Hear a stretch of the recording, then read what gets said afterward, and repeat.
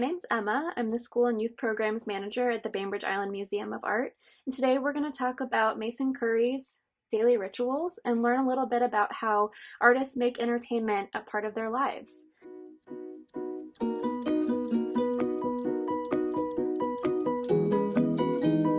Exploring how artists work often brings us into the territory about learning of their entertainment habits. So whether they're reading, watching TV, listening to the radio, or spending time with friends, entertainment is part of their routines. So today I want to ask, how is entertainment part of your routine? Do you use background noise at all while you work? The painter Chuck Close talked about how TV and radio on in the background while he was working distracted him from the anxiety related to his work and gave him something else to focus on. He loved having a juicy political scandal happening in the background noise of his studio.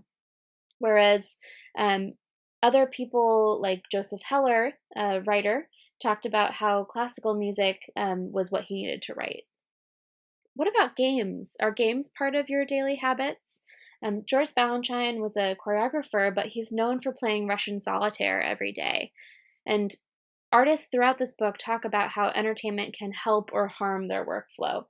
Toni Morrison said that she avoided parties because she needed the evenings to work on her writing. Francis Bacon, on the other hand, a painter, spent all of his nights out in nightclubs or in casinos and found that that helped him focus more on work during the day if he had something to look forward to in the evenings. So as we spend our time creating from home, making work at home, this is an opportunity to think about how entertainment can fit into these routines and find balance for ourselves.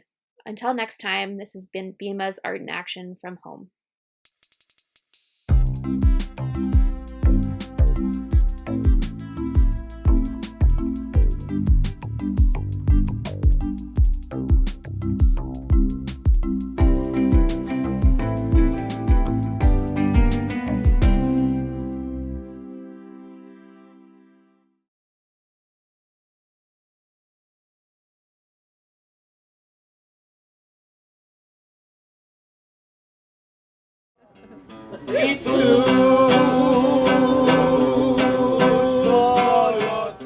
I had traveled to Mexico a couple of times, and I just felt separate from the people. I was a tourist, and there was no real interaction besides a little bit of, restaurant Spanish or buying something.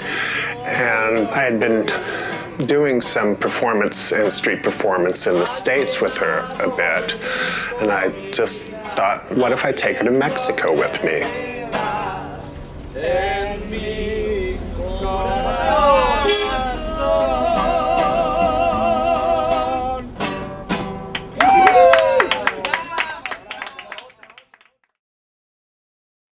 I always wanted to do some performance stuff. There was that part of me that always wanted to get up on stage and do performance and entertain and put myself out there.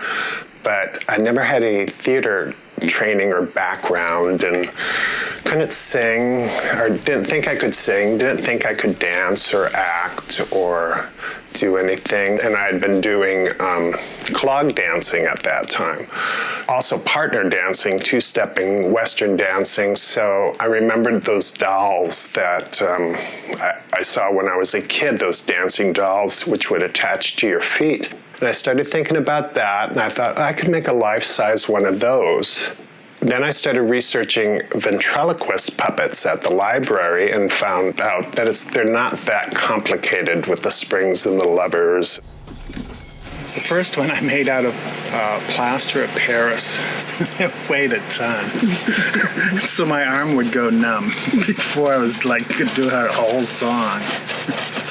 And I realized that she wanted to lip sync to the songs. Because I didn't have her mouth articulated, just her eyes, so she was like, trying to sing to these songs. She wanted to. So I took her home and I fixed her so her mouth was articulated. Anyway, I worked that head for a while and started doing Halloween contests with her as her as the Bride of Frankenstein and me as Frankenstein. And it's quite hysterical. A couple years later, I decided to make a new head, which is the head I have now, which is lighter. And it's sort of this air dry, lighter weight stuff.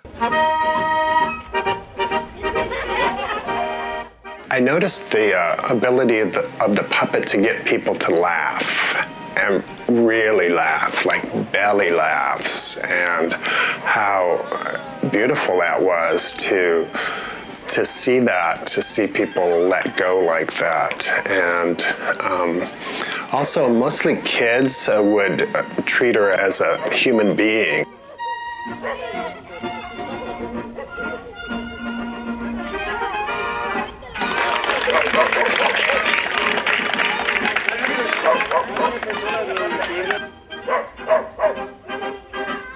The next song, the one you haven't heard yet, it's a song called Toro Relajo, the troublesome bull, about this bull that gets loose. But anyway, she tames it. You got your Liza Minnelli eyelashes. Yeah, it's sort of a gay bull.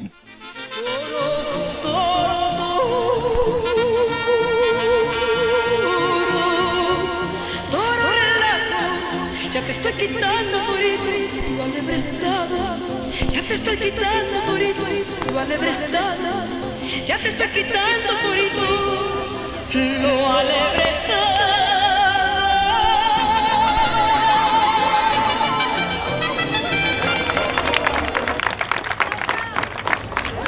She opens the doors for me. I get to interact and talk with people that I normally wouldn't. I get to have this cultural exchange that I normally wouldn't, with just being a tourist in Mexico.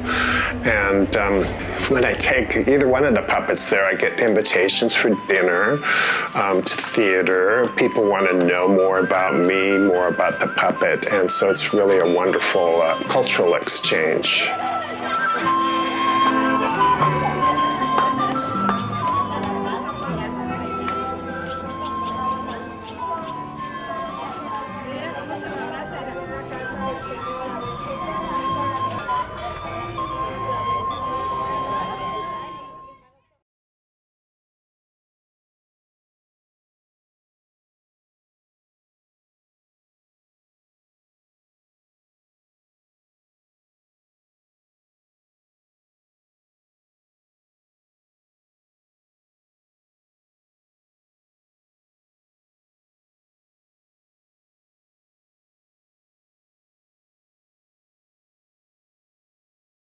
Hello, my name is Edna Daigre.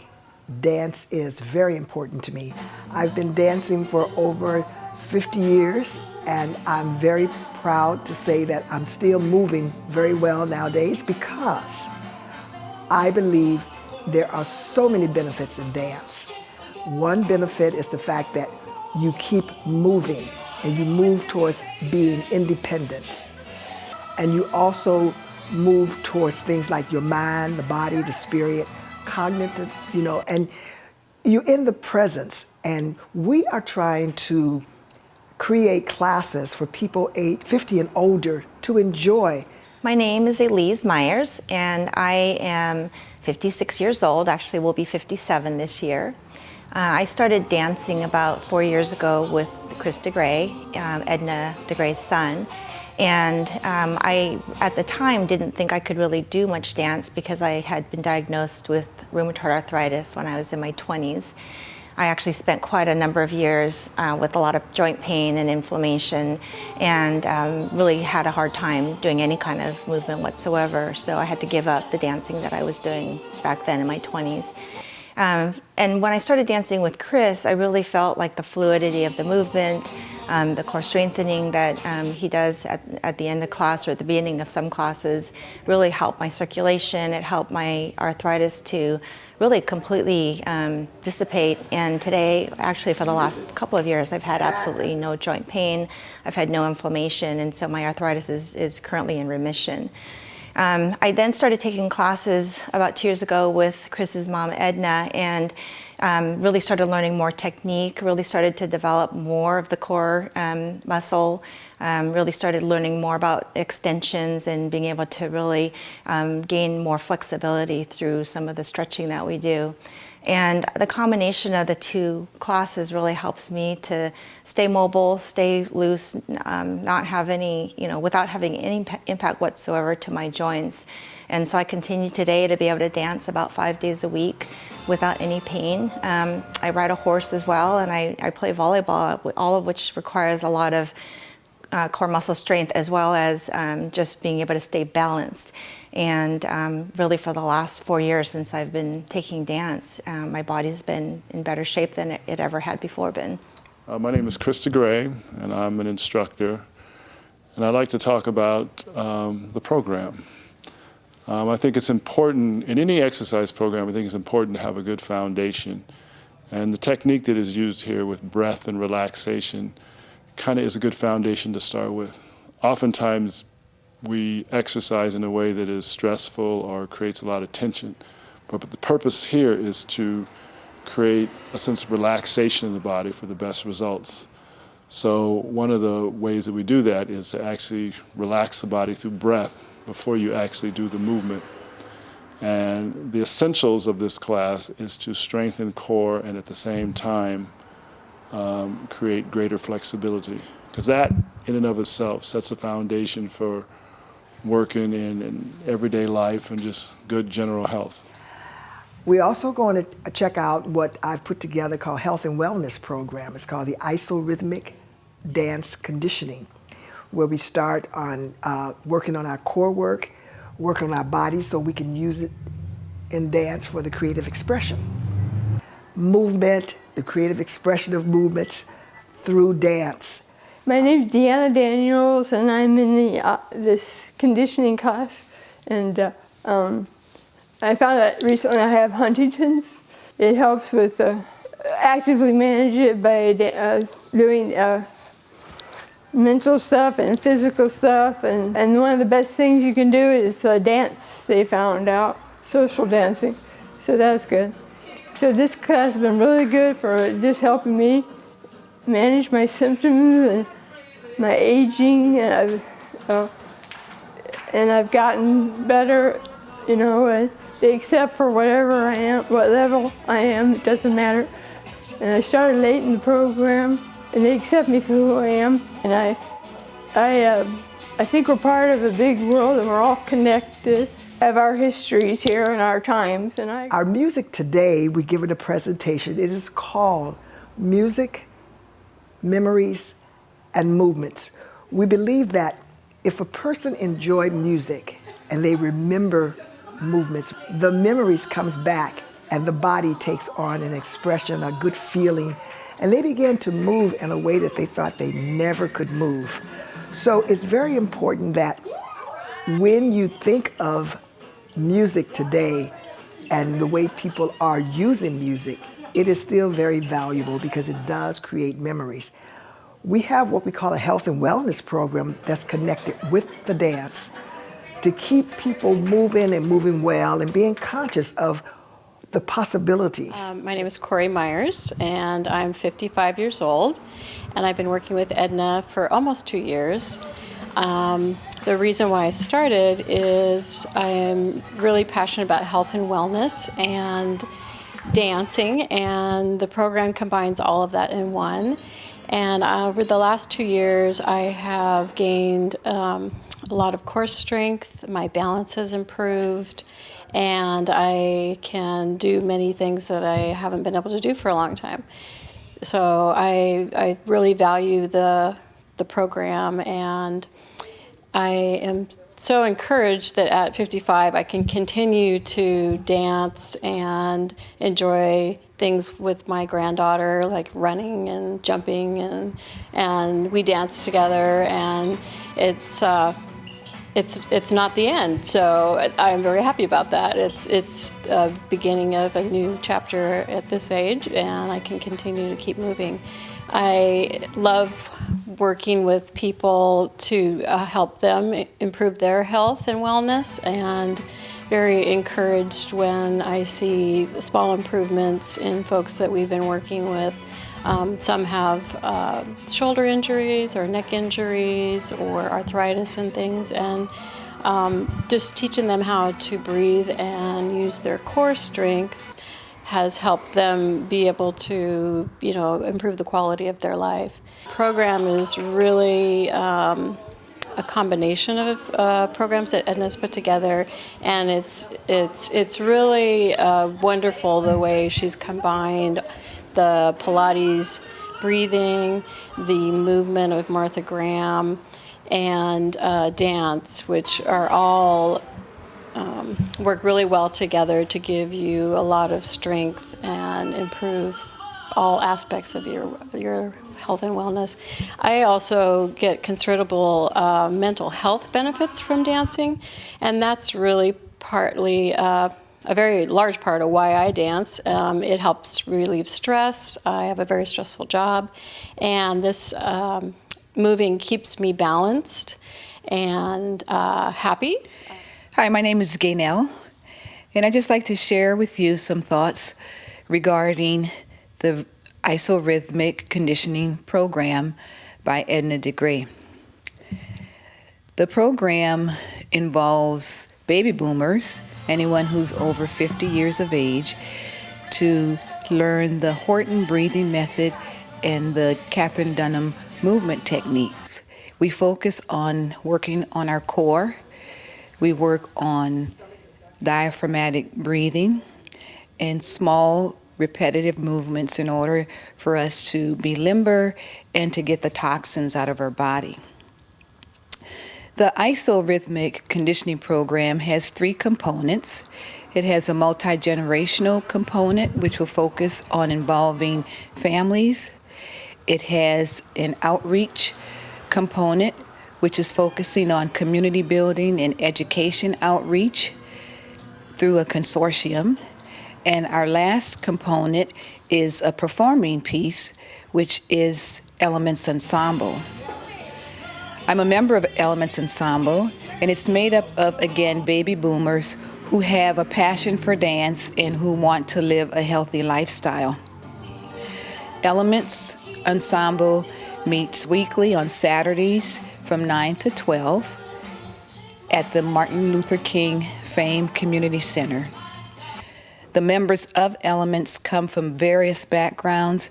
We are made up of various ethnicities, educational experiences, dance experiences, but our connection is that we all have a passion for dance, and we use dance as a prescription for living a healthy lifestyle.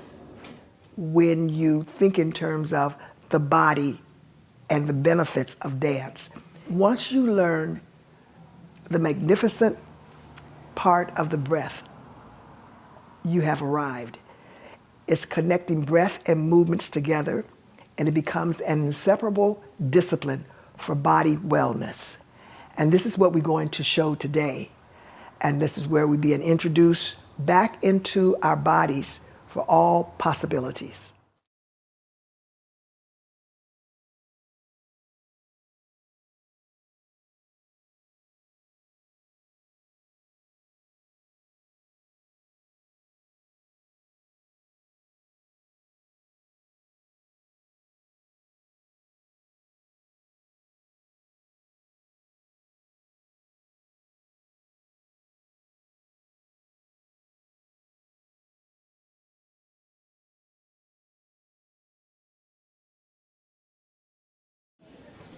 We're gonna bring up BJ. Barbara Johnson, come out front. Every year is Barbara Johnson. Barbara, I know we're all females, but we don't like to tell our age.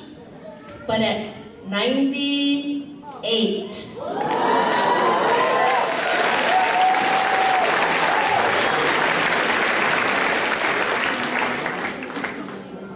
she's gonna be 99 in 3 months. I told her I'm gonna retire, but she says, Kathy, you can't retire until I hit 100. But she's she's gonna be here for 120, so that means I gotta be here for 20 years, right? But BJ, she's out there again every week, dancing and having that beautiful smile on her. Barbara Johnson, love you. Now, where was I? This song, again, we're taking you to the beautiful island of Oahu. This is called Wailau. This talks about a beautiful home that everybody has, and they're all decked out in this beautiful green. It tells about the lush greenness of that town called Wailau. Here we go.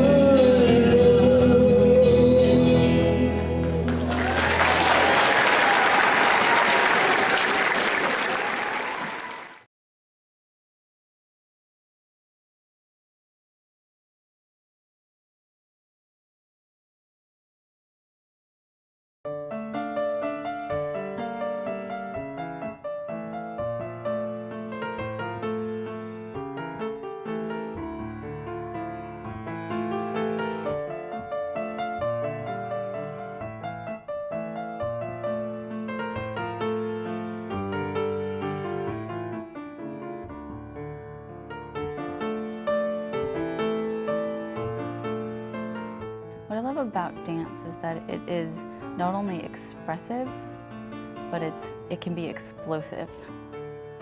It really is a revelation to figure out, like, oh goodness, I have right and left, and I can move them in coordination, and I can move them in coordination with someone else, and not only just moving with someone else, but that, like, being in a close embrace or in a dance hold, which is pretty intimate, doesn't have to be sexual, and it also doesn't have to be this like high stakes, I'm gonna totally blow it with this person as a friend or as anything else if I mess up.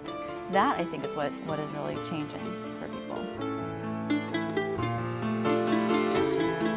Social dancing is a great way to start to open up. Be yourself, watch the other, see what works, and some of my students find out for the first time in their life, you can come up with the only answer yourself. You've got a partner in a dance, work something out, own it, it's yours, and there's more than one answer. There's more than one style, treasure it, value it, welcome chance intrusions into your expectations. Not allow it, grudgingly welcome it, and then make something from it.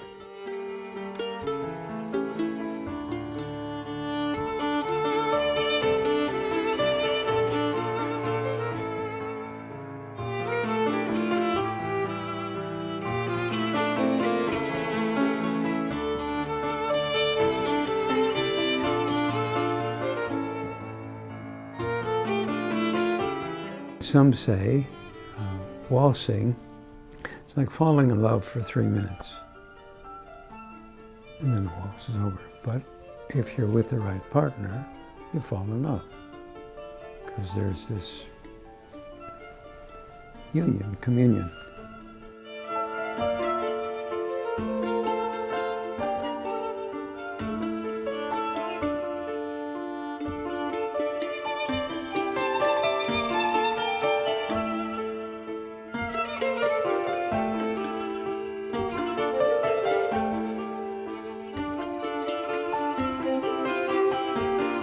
I've had so many people come to me and say, oh, you know, I wanted to meet the special guy or the special woman.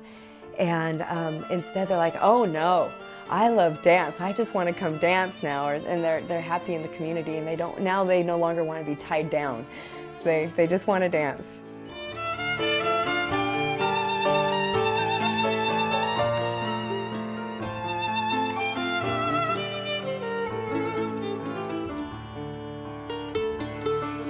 Music is filling your body, and you're in alignment with another person, moving with the music, in a room full of people moving with the music. It's magic.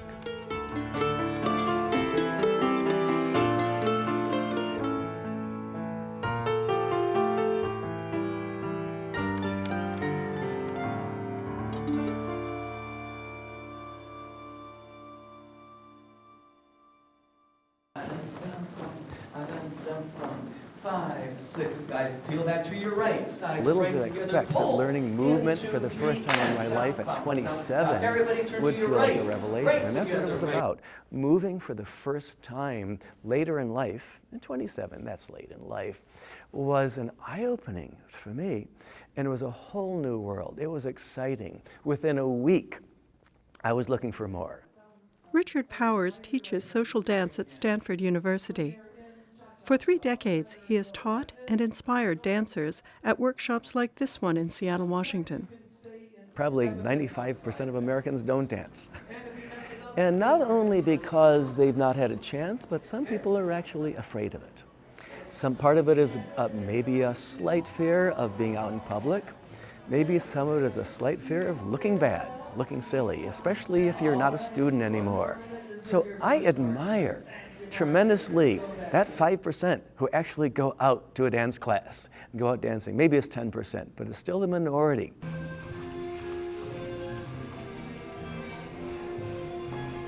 This is the story of people who stepped up and onto the dance floor, overcoming their fears and discovering the joys of dance.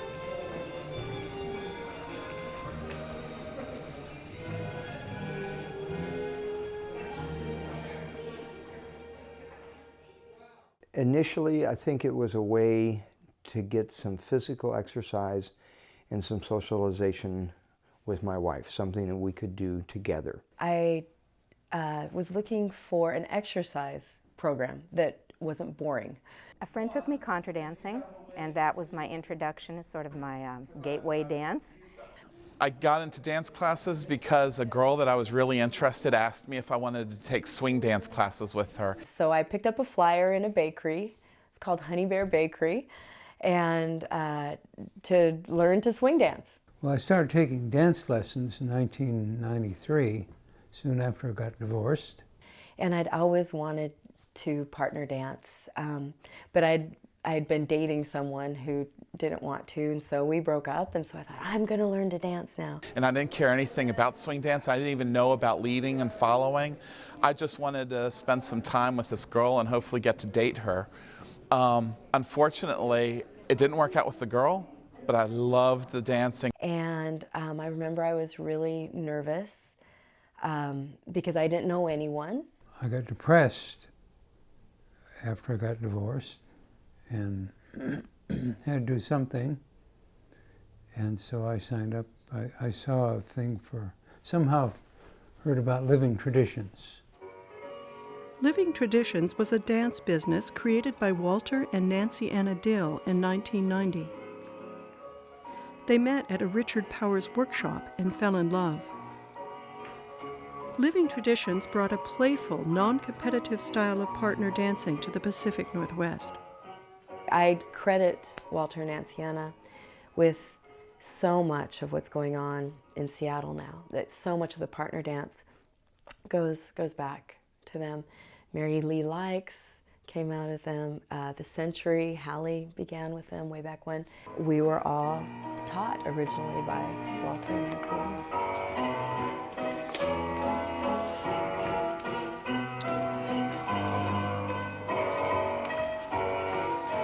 The reason why Living Traditions work is that we focused on normal folks having fun, learning how to dance and connect, versus compete and being judged on the bronze and silver and gold level. We just taught people to dance.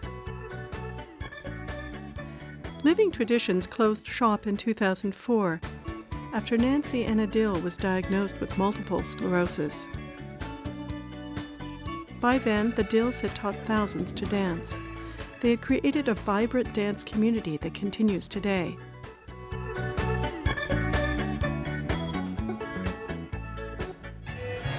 My advice to any person is align yourself with somebody who's very strong, be it if you're a guy with a woman, whatever.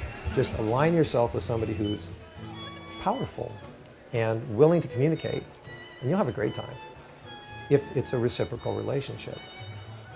And encourage and allow your partner to screw up, and yourself too, because it's fun.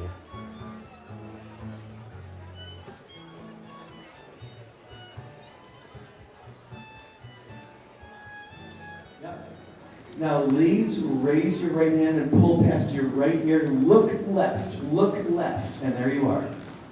Look left. Yeah, you're the left. Yeah. And that when you allow yourself to screw up, you're going to learn a lot faster. It's easier.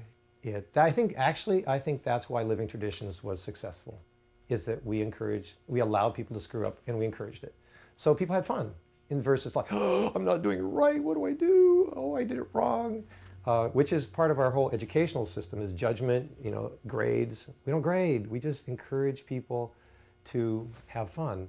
My experience that often some of the people that were the least skilled in the beginning, or most out of their body, often became the best dancers because they simply showed up.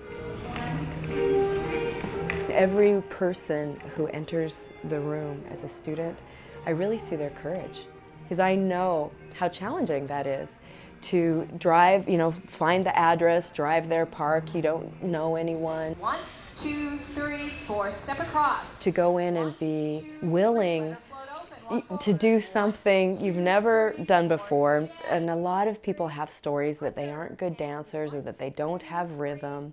And there they are, to face their fear, and they're just hoping that they're wrong and that you can help guide them.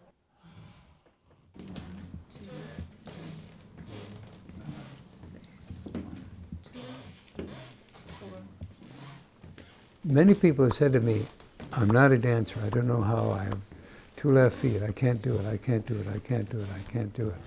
And I say, baloney. Now you have to be willing to let someone teach you. Backwards. No, you did it not right. That's an inside turn. I love dance, I love movement, I love music. I really love rhythm.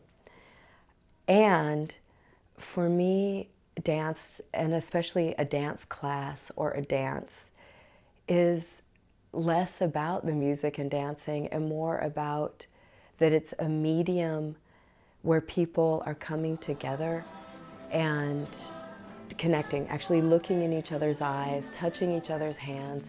It's kind of an excuse to not be watching TV. I'm single, I work way too many hours.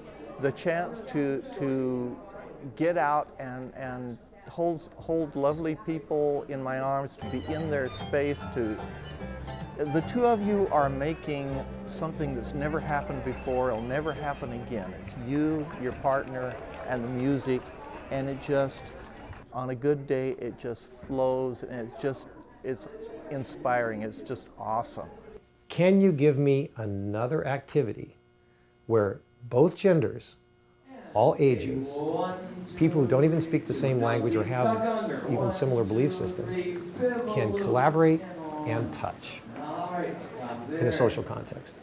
In the world of dance, we use the term lead and follow as a tradition. But personally, I don't think the word follow is the best choice. Partially because of baggage from the 1930s and 40s, the dark ages, where follow used to mean obey. But partially, I don't use the word follow, or I don't like to use it, because it's not true. That's not what women do. The women's role, the traditional women's role in social dancing, is to interpret whatever signal she thinks the lead is giving. And once I started learning this idea of being able to lead someone with nonverbal communication, and I was hooked. They say in communications that the send function, let's say in radio transmission, is a lot easier than the receive function, because the receive function has to be ready for 10 times more. And that's her role. It's not easy. And the men who know that, the men who respect that, are the admired and even revered partners on the dance floor. He knows she made a valid interpretation. He's there for her, not you made a mistake, and even think negatively that she might have made a mistake. So the dynamic is much more fun than those terms lead and follow. I'm always looking for the way to fit a dance pattern right into what the music means to me. And it's a good chance for partners to get to cooperate, hopefully, in that, although maybe one is more interpreting the music than the other, but hopefully in a cooperative fashion. In social couple dancing, truly social couple dancing, collaboration in the truest sense is necessary and nurtured. It takes a very brave person to allow for someone else's truth. And that's what's necessary in true collaboration. To open yourself to what other people have to offer, and not just think of it as integrating it into what you're doing, but truly being open to what else is happening. We teach role reversal in Stanford social dance too, and all of a sudden the men, when they're following, saying, wow, she really did have the better role. This is fun, I just get to dance now. And she realizes, this is fun to steer a little bit. Both are having a lot of fun. And both think, oh, the other had the best deal all along. Actually, it's seeing the other side of the story in roles, not genders. But still, you have this crossover of getting more out of life, actually. One of the revivals that's been happening in the last few years is a revival of interest in waltzing. And one of the reasons might be it follows a swing craze of the 1990s. And a lot of people went to swing, and after 5 or 10 years, some of them felt, great, I did that, now something else. They tried the next craze, which was maybe Latin salsa, and they feel, oh, that's not quite me. I feel like a poser. They try waltzing. All right, this is different, but it feels like me. Now, I'm not, of course, casting any dismissive claims to swing or salsa, but I do see people come from swing into waltzing, but they find something else, not just something different. But they find a kinesthetic effect of holding a partner, sharing weight with them equally, spinning around the room with not a lot of figures, but sometimes one basic step, almost like a trance state. And some theoreticians think this is what's going on. In light self-hypnosis or hypnosis, by watching a moving object, and motion is important, you become more open to the experience. You'll remember that experience more vividly. You will also recall other experiences more vividly when you're in a light trance state. We're not talking about anything manipulative, nothing into a heavy trance, but when you're in the middle of motion, waltzing, that's more motion than just watching a pendulum. You're in the middle of it. And that sustained motion, people find that after a waltz, life is more vivid, just a little bit more. You're more receptive. And when we think of the idea of not losing life, having more of it come in more vividly, waltzing does that. You also happen to remember the face that was in front of you a little bit more vividly. Now that might be dangerous.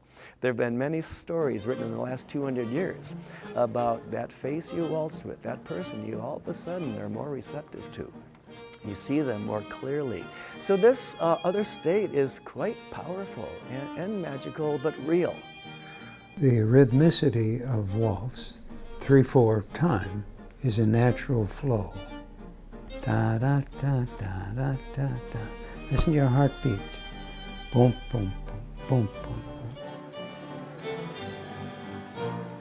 It also has the, for me personally, the sense of being rocked. Particularly on nights when I feel crummy or down or bummed. When I go dancing, it's just like being rocked. I believe we have 3 choices in life. It is fighting, disconnecting, disengaging, or dancing. And it's how you hold your whole being. And so I believe that partner dance, because the prime relationship in this world is yin and yang. It can be male, female, it can be whatever combination you want. But yin and yang is the perfect symbol. It's constant moving, it's dancing, it's a waltz. So when we dance, we hold ourselves like half of a circle. And you're virtually always holding yourself in this position, open, and I believe it's like your arms are an extension of your heart, so you're moving from your heart. It's impossible to dance and worry simultaneously. You can do it, but you aren't going to dance well. Dance demands 100% focus. 5, 6, a couple more. In dancing, here's this microcosm again, this almost like a controlled laboratory where you can try not taking your partner for granted, really seeing them, where you can try not pushing away because you think it's wrong, but maybe this is okay. My teacher said, hold your partner this way. Well, maybe there's a different way of holding your partner that also works. My teacher said, this is the correct step. Well, maybe that step can also work too. And just, you would have pushed that step away as wrong unless you had just opened up a little bit more. You learn so much more about life and you don't miss so much. At the end of your life, you think, all right, yeah, I got a lot of it because I didn't push it away. And I learned that dancing. Smooth turn. Guys, place your back to the outside wall. 2 more. Hey, if you're in life and you got to make a choice for a hobby, you could collect stamps. Maybe, that's kind of an isolation. Maybe you buy horses. It's pretty expensive. But dancing, hey, you just need a pair of shoes and some clean socks. As a matter of fact, you don't even need clean socks. I'm a family doctor and I do a lot of geriatrics, and I find that dance is an ideal form of exercise to advise for the older patients, in part because it helps with problems of isolation. It's a very social kind of exercise. It's intellectually stimulating. So it helps prevent the memory problems that sometimes come on because you're exercising your mind a lot. There was a study done in Florida of teaching Argentine tango in nursing homes, and the people who learned Argentine tango actually had less Alzheimer's disease over the succeeding years than the ones who weren't learning that. So I quote that oftentimes to patients.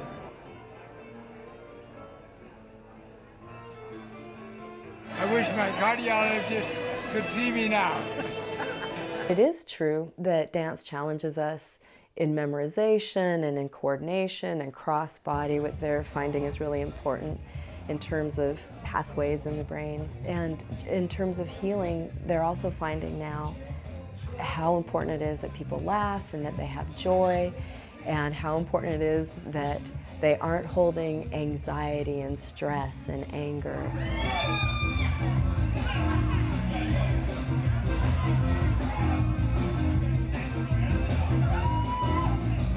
It's very healing because you're there in the moment, and what's not great about, good music and a fun person to be with.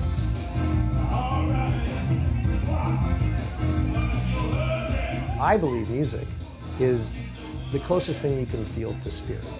When you're inspired with music, when you're really dancing, when you're really grooving, that you're inspired. And when you're really moving through life inspired, the spirit is in you. Life functions fully. Side together, side together, side together. So now as you go side together, we're going to go down, up, down, up. Down, up, the direction you're stepping, okay? Down, up, down, up. Now, your upper body's going to stop, and your lower body's going to keep going. Go down, let's do the drinking duck again. Women typically have a little easier time doing this than us boy creatures, okay? We're just not used to moving. Take your baseball bat and swing left-handed. Or golf. And so all these different little styles of dancing give you little ways you can say, oh, well, I can choose to move differently. I don't have to move the same way, okay? If I want to be a psychiatrist and make diagnoses of people, I watch how they dance, watch how their bodies move, how they respond to the partner. Oh yeah, gosh, yes. And particularly dancing with people, you just know an awful lot about them, because much of who we are is in our body. One thing that I find fascinating about social dancing is the draw, the allure of it is different for every person. I always tell people it's about the music first, and pick the music that really, really speaks to them, and that's the dance class to jump into. And because if you really, really, really love that music and that style, all the rest of it just comes in time. And as we know as experienced dancers, anything we learn in one dance always translates to any of the other dances once you get enough experience. My daughters have been my primary relationship in the past decade mostly. I've been Mr. Mom. And I've encouraged them to be strong and independent. And so what I've got are strong, independent young women. A lot of people our age like the bump and grind and the club dancing and all that. Which is good too. Which can be fun. Hip hop, that's fun. I do that too, but there's a different kind of connection with partner dancing. And a lot of kids don't understand that partner dancing can be cool. They say, oh, that's not cool, that's for old people, blah, blah, blah. Which is not true at all. Dance, again, in my experience, partner dance is the only activity that allows all people, all ages. I've danced plenty of times with people I can't speak with, but we have this marvelous connection because of this.